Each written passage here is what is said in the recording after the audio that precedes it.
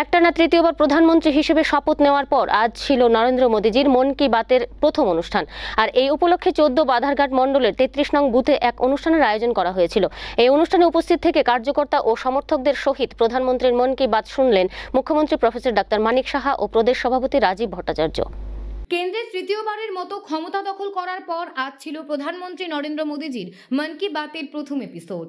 আর মোদীজির মন কি বাত উপলক্ষে 14 বাধারঘাট মণ্ডলের 33 নং বুথে এক অনুষ্ঠানের আয়োজন করা হয়েছিল। এই অনুষ্ঠানে উপস্থিত ছিলেন রাজ্যের মুখ্যমন্ত্রী প্রফেসর ডক্টর মানিক সাহা এবং প্রদেশ বিজেপির সভাপতি রাজীব ভট্টাচার্য সহ অন্যান্য নেতৃত্ব। এদিন কার্যকর্তা ও সমর্থকদের সহিত প্রধানমন্ত্রী মন কি বাত শুনলেন মুখ্যমন্ত্রী ও প্রদেশ বিজেপির সভাপতি। এরপর স্বল্প আলোচনা করতে গিয়ে মুখ্যমন্ত্রী বলেন, প্রধানমন্ত্রী মন কি বাতের মধ্যে দিয়ে ভারত দর্শন হয়ে যায়। তিনি ভারতের ছোট ছোট উল্লেখযোগ্য বিষয়গুলি সবার সামনেই তুলে ধরেন।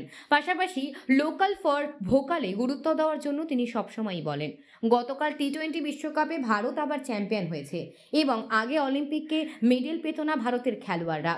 বর্তমানে অলিম্পিক থেকেও মেডেল আসছে। প্রধানমন্ত্রীর নেতৃত্বে সব দিক থেকে ভারত যেভাবে এগিয়ে যাচ্ছে তার জন্য সমস্ত পৃথিবী ভারতকে সমীহ করছে বলে দাবি করেন মুখ্যমন্ত্রী।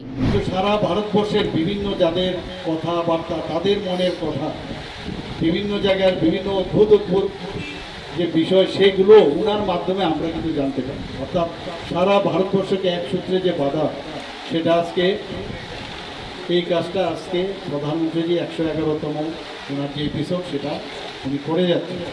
আমরাও কিন্তু এখানে এরকম একটা জায়গায় আমরা বাস করি, সেখান থেকে সারা ভারতবর্ষকে বা অন্য যে কোনো জায়গায় যেখানে যে বাস করুক সারা ভারতবর্ষকে জানা, সেটা পরিভ্রমণই হোক আর যাই হোক, পর্যটনের মাধ্যমে হোক, সব কিছু জানা সম্ভব। কিন্তু প্রধানমন্ত্রী যে এরকম ছোটো ছোটো বিষয়, সার্বিক বিষয় যেভাবে আমাদের কাছে রেখেছেন, নিশ্চয়ই এতে করে আমাদের জ্ঞান কিন্তু অনেক বেশি সমৃদ্ধ হবে।